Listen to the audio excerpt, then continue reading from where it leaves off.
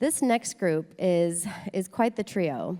Not only do you obviously have Derek Andersen, whom you know by now, and Clayton Christensen coming back out to speak, but we also have a new player for this session. It's Marc Andreessen.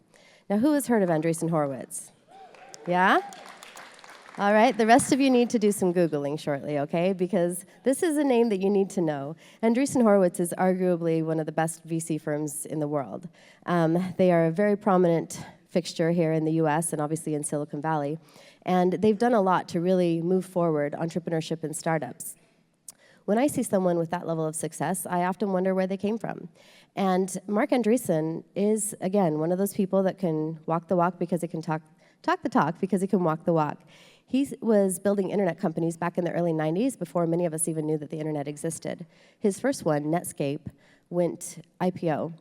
His next company did too. That's pretty good attainment, and we all know how hard it is to make it through and have that level of success on numerous occasions. So this guy not only has been very successful as a businessman and as an investor, but he also gives back. He does charitable pledges, and although typically he is very active on social media, he's on a self-prescribed vacation, but I think we should show the world that we want him to come back from that vacation with a lot of Twitter love. All right, people? So join me in welcoming to the stage Derek, Clay, and Marc.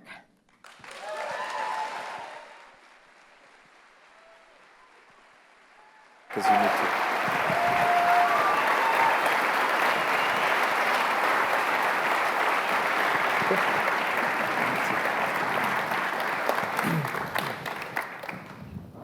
Well, welcome. Thank you both for being here.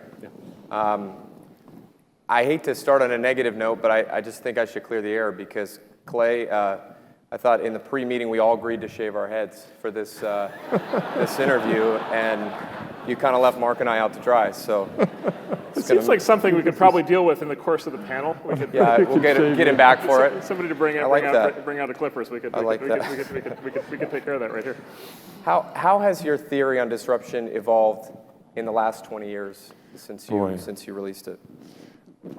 Almost none of the critical ideas that now are really important existed in the original theory. But I think what we learned is that a good theory has to be able to confront and resolve anomalies. I have a sign outside of my office that says anomalies wanted. Because if somebody can bring to you something that's going on that the theory can't explain, then you either have to put a boundary and say the theory doesn't apply to that, or no, there's something else going on, and change the way we define things, you know. And so things that are really important are, there are some industries like hotels where disruption never happened. And historically, higher education was never been disrupted. You know, and then we realized that the trajectory of improvement in the theory is not a constant, but the rate at which innovators make good products better is a variable. And so hotels are being disrupted now because Airbnb has changed the business model. And online learning is improving at such a rapid rate that Harvard Business School is getting disrupted. And that was inconceivable a generation ago. Well, why does the theory, Marc, still have so much power with entrepreneurs and VCs in Silicon Valley 20 years later? There are people that say, hey, it's not relevant anymore. It's not, how do people here think about it? Yeah, so the way I think about it, is we had algebra. We had algebra business, and I described algebra business was kind of a very straightforward theory, and this was the case when I came to the Valley. This is kind of what all the experts would tell you, is that basically if big companies are well run, then startups can't take them out. And so you want to be very scared and wary of the companies that are well run, and you basically, as an entrepreneur, you need to wait until a big company is poorly run, and then they introduce, they get arrogant and they get lazy, and that's when you attack. For us, for my generation, for me, disruption theory was sort of the equivalent of calculus, which was, it sort of flipped a lot of the assumptions on their head, and it basically told you actually the opposite, which is the companies that get disrupted, the big companies that get disrupted are not the poorly run big companies as much as they're the well-run big companies, right? The thing that prevents a big company from adapting to disruption coming from below is that it's well-run, right? Big part of Clay's first book on the topic, which is it's big companies that are well-run are very focused on their current customers. They're very focused on their current customer needs. They're very focused on their current customers' ability to pay, the revenue that they'll support. They're very focused on the margins that they can get off the current customers. And it's because they're so well-run that this new thing comes up from below and looks like a toy, and they say, well, that's never going to work because all these customers that we focus on aren't interested in it. And so the gap that opens up is a gap that opens up as a result of competence, not incompetence. And out here that was a you know, sort of swallow the red pill kind of moment from the Matrix, which is basically the minute you wrap your head around that, you're like, oh, right, and then all of a sudden you can, just like with calculus, you can start to explain all these things that you see in business that otherwise don't make sense, right? These big, successful, important companies with all these resources and all these capabilities and all these incredibly sharp people and all the magazine covers and the whole thing, and yet they get taken apart, sometimes extremely quickly. With companies going private so much later now than they used to, going public so much later now than they used to, when does that start? At what phase do you see this with the companies you're working with, the companies you've worked with? When does it start? Is it starting before they go public? Are people already starting to get disrupted? The big venture-backed companies, are they already starting to get disrupted today, or does it happen after the IPO and they, people start to get complacent?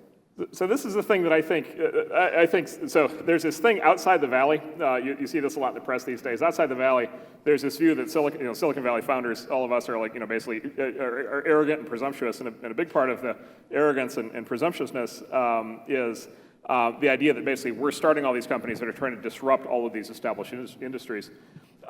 There is some truth to that, but the other fundamental truth that we live with every day is the companies that get disrupted the fastest are our own companies.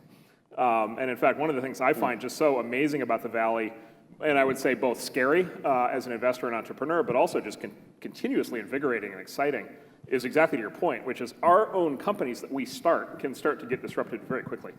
I think most good startups have maybe a 5-year window before they start to get locked into a pattern of doing business with a particular kind of customer, and then these disruption opportunities emerge. And as everybody here knows, the minute an opportunity like that emerges, there are other Valley entrepreneurs who will immediately attack. And so we see the theory kicking in very quickly out here. And I think it's almost in a mirror way. Venture capital companies themselves become disrupted because there is so much money. Then what used to be a really interesting $5 million deal, as you get so big, $5 million just isn't worth your while. And so they become later and later private equity players, not venture capitalists, just because they have to put their money to use. Yeah. Yeah, it's an interesting trend because we have a group of kind of these micro VCs, or they have these kind of $50 million funds. Some of them have stayed there, and some of them have gone upstream. And then you have people like the incubators, so like YC, who started at the really, when you talk about disruption, that model, they started with those first companies who nobody really cared about, and now look at them now with this huge fund. What, Mark, do you see? How do you work with people like that in the future? Because at some point they start competing with Andreessen for those later stage deals. They are now. Yeah. So I would say venture capital is a case is sort of this term co-opetition, and so you're sort of competing one day, cooperating the next day. And so it's been, I guess I'd say, general thing I'd say is it's been a revolution. Like the fact that we now have YC, the fact that we have all these accelerators, the fact that we have all these seed investors, right? It's just a much more vigorous, much more diverse environment, both in terms of funding sources and then just in terms of the raw number of startups that get picked. And so, kind of to Clay's point, we find ourselves in some cases making investments now as small as $100,000, in some cases as big as $100 million. I enjoy it. I think it's great for the Valley. It requires everybody to continuously adapt, but I think it's what's keeping the Valley so vigorous. Mark said something I want to build upon. That is, part of my hope has been that if you have a theory that is useful and it describes a piece of how the world works, And if smart people understand the theory, they won't fail nearly as often. And when you look at it in that way, historically, the way we have built companies was trial and error, and is a very inefficient way of starting new businesses. And what you see is the funds that, or the companies that you start are smart people. You teach them the theory, but that creates its own problems, doesn't it? Because, geez, if everybody does everything right, then, and it's kind of creates the opportunity for the next wave of disruption. Yeah, that's right. Because historically, you succeeded because of their not understanding. They had to win by trial and error. That was easy to catch. Yeah. Right. Now, if they do everything right, what you ought to do is you should quit and become a professor at the Harvard Business School. Is that right? Because what I mean, I just have to talk. I don't have to do anything. Right? You have to do stuff. Yeah. Do you think they let me in, or is there a trap door? Anybody would love to have you Okay, there. all right, okay. When the market and the climate, that you can kind of feel this little bit of a cloud from what has been this like huge party the last 2 years and kind of over the top at times. When the market starts to turn, when people start to get nervous about things, the venture capital, the valuations are down in Q4 when they've been up, for the last couple of years. So what happens? Is this a time where big companies, as they look back right now, if they look back 3 or 4 years in the future, is this when they're getting disrupted? Or is this where, when the bigger companies or even the startups, is this where they really buckle down and figure it out right now? What historically, what's happened? Can I give a hypothesis for Mark to shut down if this is wrong? But the reason why I wanted to talk about the capitalist dilemma is that, in fact, there is capital everywhere. And the cost of capital is, everybody would say that our return to capital is 15% or whatever. That's what we aspire to. The reality is the return to venture capital over the last 10 years overall has been nearly zero. And yet you've got all of this capital, And so it creates behavior that you just wouldn't imagine. And the reason I wanted to talk about how there used to be abundance of bandwidth, and so you could waste bandwidth, I wonder if capital is doing the same thing to investment. And that is, it's a time when we shouldn't husband the use of capital, but be aggressively putting the capital to work. But that also then drives up the value of the investments that we're putting our money into. I don't know.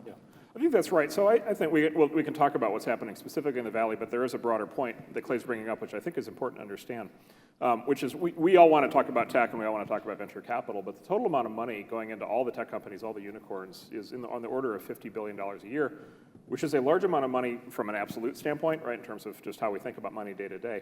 It's a very, very small amount of money from a global context. And so I'll just give you one example of how to think about that, two examples how to think about that. So one is about $50 billion going into high tech.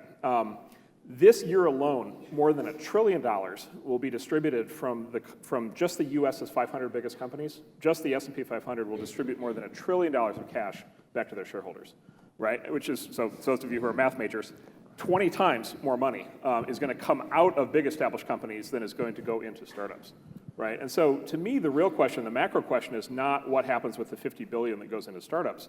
The real question is what happens to the $950 billion that doesn't, and where does that go?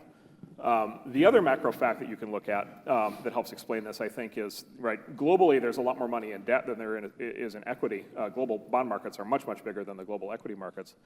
Globally, there's $6 trillion of bonds globally that are returning negative yield. And so there's $6 trillion worth of money in financial instruments in the world where you have to pay for the privilege of owning them, right? You not only don't get any money, you have to pay to own them, right? And again, I just compare 50 billion into startups versus 6 trillion. where you have to pay to own a bond. And so I think the critical crisis in the economy at large is not that the unicorns are overvalued. The critical crisis in the economy at large is that there aren't enough unicorns. And then to Clay's point, big companies, I totally agree with him, are not being nearly aggressive enough in investing for the future, because what the markets are telling us is, exactly to your point, capital is abundant, opportunity is scarce. Well, historically, there were about 10 companies every year that mattered in the Valley. Now we have about 100 companies, more than 100 companies valued at over $1 billion. Yeah. Have we gotten smarter people involved? Steve Case says that, founder of AOL, says that 50 years ago, everyone smart went into government, and today everyone that's smart is going into startups. Is this the case that we just widen the pool? Have we opened it? Or have we been fooled by some of these companies that just, with the access of capital? I think on average, it's very exciting to be here. And I think that we teach marketing wrong at the business schools, because when we want to know whether there's a growth opportunity, we look at the numbers about how many products are being sold and what's that trajectory up market. But what's really interesting is all of the non-consumption that's going on, because nobody has yet made it so affordable and accessible that even more people have access to it. So take, for example, the boring business of management, and we're trying to teach people how to be managers. How many people can actually go to the Harvard Business School, or there's a school out here?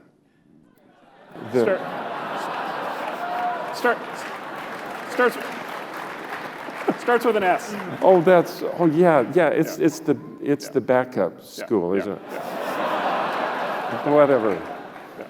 But beautiful campus, beautiful campus. Yeah.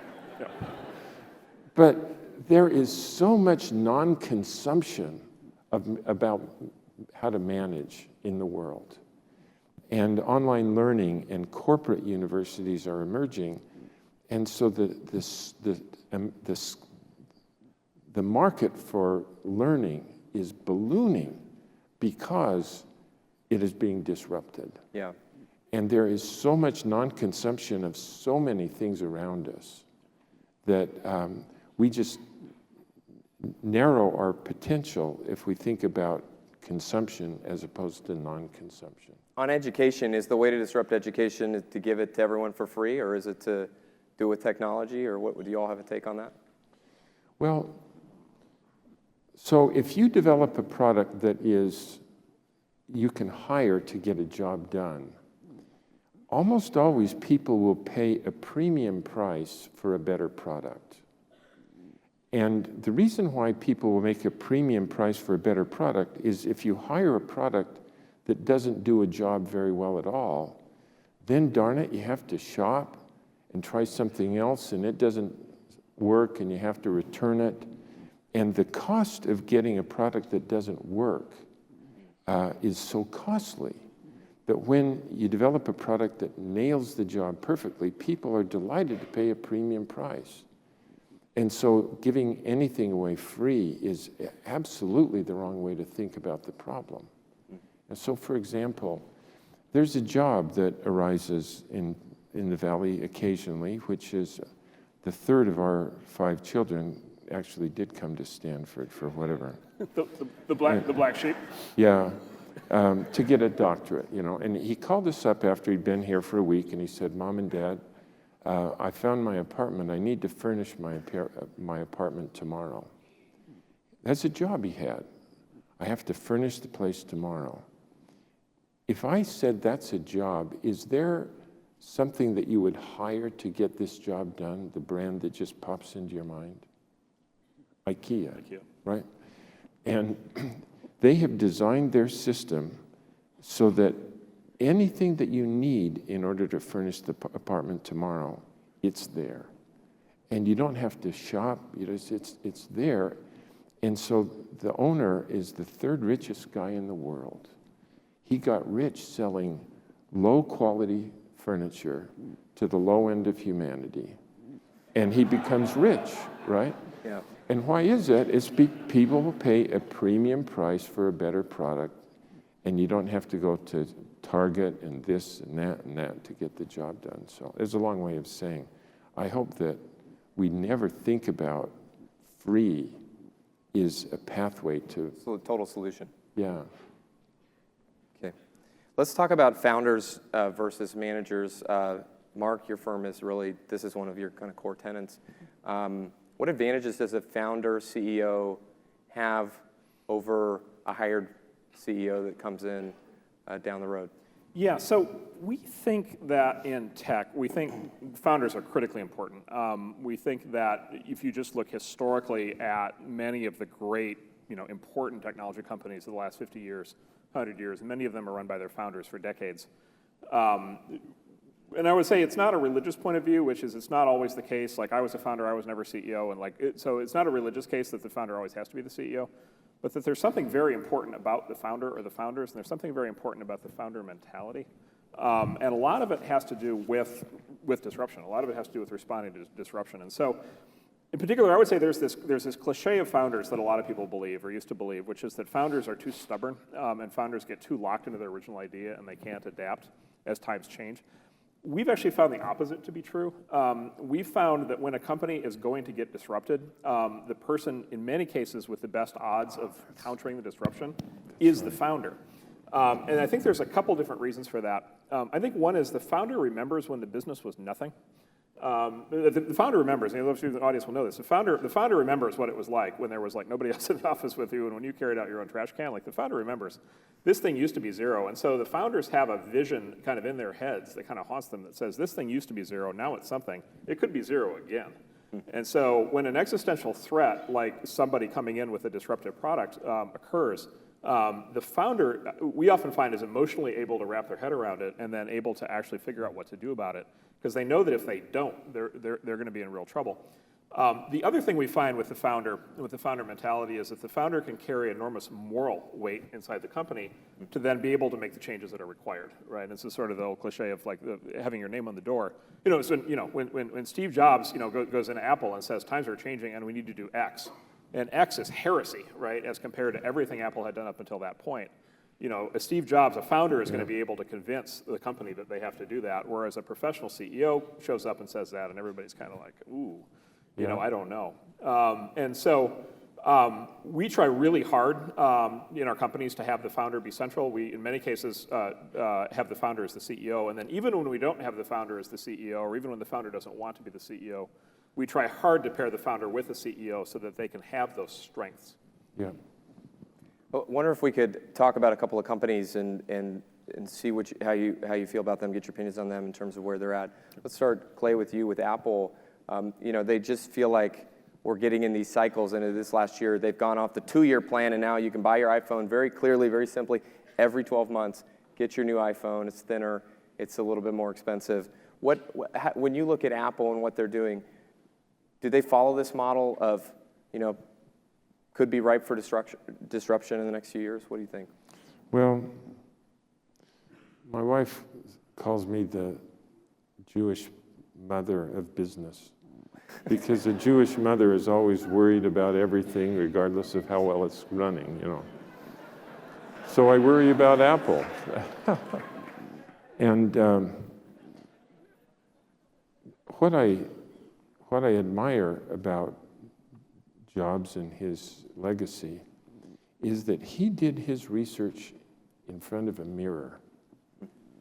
And if I have a need in my life and there isn't something I could hire to get that job done, I bet you that job arises in lots of people's lives. And I worry that Apple can easily lose that and do their research by looking outside and not understanding the essence of what the job has to be, And so historically, they've been very disruptive at every step in the way, in ways that I didn't even see myself coming. But now I see modularity coming at the bottom of the market and accelerating the development cadence, So, gosh, if you guys will pray for the Harvard Business School, I'll pray for Apple. Sure, we'd be happy to do that. I'm going to have to think about that for a few minutes before you comment. Before I agree. Mark, you've tweeted 88,000 times. I just assume there's a group of 14-year-olds in a windowless conference room up on Sand Hill. Is this true? Yeah, that's right. Are these yours? Is this you? Yeah. All of them? No, it's a sweatshop. It's a sweatshop. Thank you for being honest. Yeah, child labor. Yeah. No, that's all me. Okay. Yeah.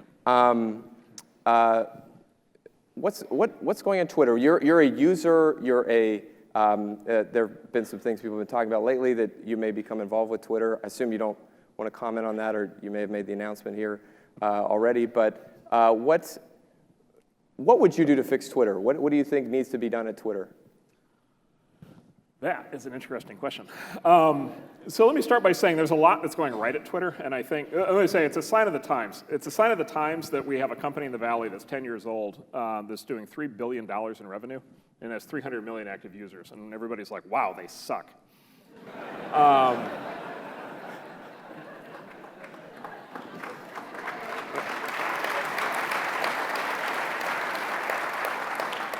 Where I come from, that's pretty good. That's a pretty good result. Illinois, that's good. I think they have a lot to be proud of.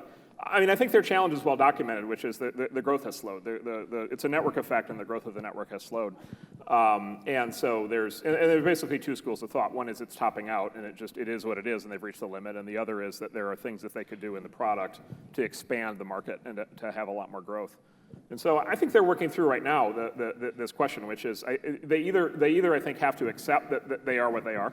And that they have to lock in on that, and they have to set expectations appropriately around that, and then go on to become very successful doing that, basically what they are today. Or they need to do what I know certainly Jack is working hard on, which is the reinvention and product expansion.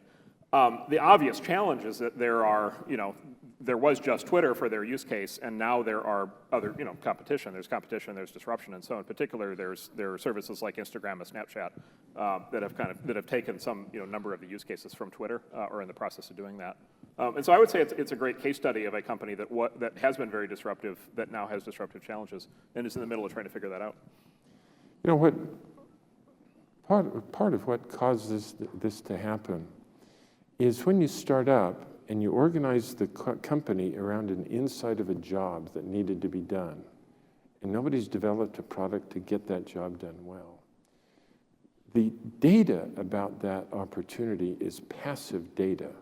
It's data about the context, what people are trying to get done in their lives, and you then respond to that passive data to develop a product that just. But then as the company becomes successful, as Marc describes it, the nature of the data that surrounds the executives changes. And now the data is all about products and competitors and features. And in contrast to the first set of data, which is passive, in this phase, the data is very active. And if these numbers aren't pointing up all the time, you're in trouble. And so the management loses their insight about the job, and now they they believe that their business is about products and features and so on, and it buries what made you great. And then when you get even more mature and you have efficiency innovations, the numbers change again, and this is all about costs and growth and free cash and so on. Yeah. And that's a different language than these other two. And what you got to do is somehow put out all of that noise in the data and come back and figure out there's a lot of non-consumption. And, how could we do the job better? And so you should never say no, but if they go in that direction, following the numbers, they'll be finished very fast. Alphabet reported that they spent $3.6 billion on moonshot ideas last year. That's almost double from the year before. Certainly a unique position with the founders there. Should they be investing internally like this? Is this a good way to avoid disruption? Do you think they should just be buying more startups? What do you think? Well, what they need is not more technologies or more products. They need more business models that are new. Because this doesn't make a difference until it's this. And it becomes the worst place in the world to create a new business model is within the old business model. And even a company as capable as them, they, I think, stop short. They have a great product, and then they try to find a business model to stick it in. And investing in what are new business models that we could create, that's where growth will come from. Otherwise, it is what we would call sustaining innovations that don't, lots of innovation, but not much growth. I think it's very, I mean, I certainly wouldn't argue with that. I think it's very exciting, though, that we have a company like Google that has basically declared, right, in a time where the lesson always for CEOs is focus, focus, focus, do less, give cash back. Right. You know, all the rest of it, all the stuff that Clay talks about with the capitalist dilemma. We have a company and we have a CEO in Larry Page who's willing to buck that entirely. That's right. And willing to go full throttle into new areas. And has the business, has the resources to be able to do that. I'll just give you, I mean, this is sort of here's a way to think about it. We think a lot about it from a product lens because we see the self-driving car and all this stuff, and it's all very impressive. There's a financial way of looking at it, which is Google's sitting on how much cash they've got, probably $60 or $70 billion of cash. They've got $60, $70 billion worth of cash that's piled up from just running their business, and they probably generate another, I don't know, 15 or 20 billion a year just by running their search business. And so by default, that cash either sits in their bank account returning 0% interest or negative interest, or that cash gets distributed back to their shareholders who turn around and invest it in these negative yield bonds. And pay for the privilege to own it. And so, you know, to be able to take $3.6 billion a year, for example, out of the 15 or 20 that they're generating and be able to put it into these moonshots that may return zero, but by the way, that money was going to return zero anyway, right? Or may return, right, may build a That's right. giant, you know, a giant new self-driving car business or a giant new satellite business or whatever it's going to be. You know, if they get 1 or 2 or 3 of these moonshots to pay off, the total return on their capital will be so much higher, right, than how any of the big established companies that are being more responsible can return. And so as an Alphabet shareholder, I think you have to feel pretty good about that. Yeah. Talking about this relationship of manager versus founder, yesterday we were scheduled to have Parker Conrad speak here, and he was recently fired as CEO and founder of a company, Zenefits, which you guys are part of. Resigned. He resigned, excuse me. Is this idea that we have kind of all been a part of break things and move fast? Are these types of things, will we see more of these things? Is this to be expected that in the midst of building these huge companies in a matter of months, that just things are going to happen and mistakes are going to get made? So I don't want to comment. Zenefits is its own situation and has its own. So I don't want to comment specifically on that. We're very proud of what David Sachs and the team there are doing now, but I don't really want to go into that. I will say, you know, it is, you know, there is somebody who has received a tremendous amount of criticism in the Valley for the last 10 years for being too aggressive and moving too fast, and actually had a motto of move fast and break things, and his name is Mark Zuckerberg, and his company's now worth $300 billion, and his Facebook, and has 1.5 billion users. So there is a real art form and a real science and a very large number of people putting a huge amount of effort into building these companies. This is not a business, you know, for the shy.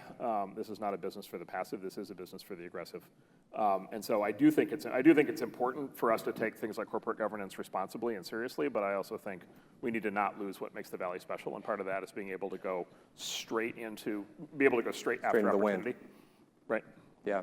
And are there you know, we've seen Steve Jobs come back. We've seen other founders come back to companies. Are there things that just make it impossible that you've seen for founders to come back to companies? Are there some things that just it's too bad, or do you think in the long run, having founders involved and getting involved, is it a positive thing historically in the long run? I mean, so I would say it's a matter. It's always a matter of specific personalities. I mean, I think every company's different. Every company, every person is different. The dynamics are different. Founder personalities actually vary a tremendous amount. Probably something that doesn't get talked about enough. You know, there are many different kinds of successful founders. Generally speaking, as a principle, I think it's a good idea to have the founders involved or to have the founders come back if they haven't been involved. But I think you have to look at each situation on its own merits. Love to talk about, as we kind of wrap up, Clay, a few years ago you wrote a book called How to Measure Your Life. Personally, it's had a huge impact on my life, where it basically outlines this theory and these tactics behind not getting divorced, your kids not hating you, and not going to jail, which is something I'm often worried about and concerned about. So, where did you come up with this, and why did you put this out? Well, going back to something Marc said, what causes disruption to occur is not incompetence. It is you do everything right. And because you do everything right, you get killed. And nobody intended to get killed, but because they did what they thought were the right thing, it killed them. And I look at my students who graduate every year, not a single one of them has a strategy to go out and get divorced, right, or to raise kids that hate their guts, And yet, a shocking number of our graduating students actually implement that strategy that they did not intend to pursue. And so what is it that causes them to do what they would not want to happen, And it turns out that it's the very same causal mechanism, and that is, I invest in things that pay off fast. So if you are the kind of person who has a high need for achievement, and that includes at least 100% of us, right? If that's what we need to do in our lives, then when we have an extra 30 minutes of time or ounce of energy, in our mind, subconsciously, we will try to find, what could I do with this time and energy that would promote the most immediate and tangible evidence that I've achieved something? And our careers provide tangible and immediate evidence of achievement every day. We close a deal, we ship a product, we get promoted, we get paid, and our careers are just filled with tangible, immediate evidence of achievement. On the other hand, when we go home, it's very hard to see achievement, frankly. Our children misbehave every day. The house gets messy every day. And so when we have a choice about how do we spend this extra ounce of time and energy, unconsciously, we invest our time and energy where we get the immediate return, and that's not at home. And we don't intend to invest in things because money doesn't bring happiness. It's just, we know that, right? And yet we do it, but it's because the way we allocate our time and energy, driven by this achievement. So just understand, for me, understanding that that's what happens, then I might be able to deal with it in a more productive way, So I'll just give you one example, but that's really what motivated my writing the book. So when I got my MBA, I got a job with the Boston Consulting Group. And after I'd been there about a month, the project manager came to me and said, Clay, we need to meet on Sunday at 2 p.m. because we have a big client presentation on Monday. We got to be sure everything is in place. And I said, oh gosh, Mike, I forgot to tell you, I'm a religious guy, and I just made a commitment that I wouldn't work on Sunday. And he just went bonkers. And everybody here works on Sunday. And I said, well, I made a commitment that I wouldn't. And he said, look, I don't know anything about your church, but my church, if I need to do something that's a little bit shady, I just do it. And then I find a priest and I confess that I did it. And I promise never to do it again, And he said, doesn't your church have some kind of escape gout, whatever? And I said, I've been looking for that out for a long time, and I don't think they have Those it. Harvard trapdoors. That's right. And so I said, I can't do it, I'm sorry. And he said, anyway, so he blustered away. And an hour later, he came back and he said, look, Clay, I talked to everybody. It's fine. We'll meet on Saturday at 2 p.m. And I said, oh, man, I forgot to tell you. I made a commitment to my wife that I wouldn't work on Saturday. And Mike was just even more bonkers about it. And he said, look, Clay, whatever commitments you made to your wife on about Saturday, just this once, in this particular extenuating circumstance, isn't going to be okay to do it just this once? And I said, Mike, I am not on this earth to make the partners at BCG to become richer. You know, I really want to be a good husband and a good father. And if I spend my Saturdays here at BCG, I will be implementing a strategy that I don't intend to pursue. And he was really mad at that. And so then he came back an hour later and he said, look, I talked to the team. Do you happen to work on Friday, perchance?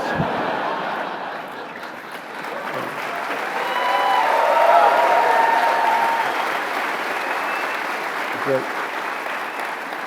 you know, it turns out that decision is one of the most important decisions I ever made, because it turns out that my whole life has been filled with an unending stream of extenuating circumstances.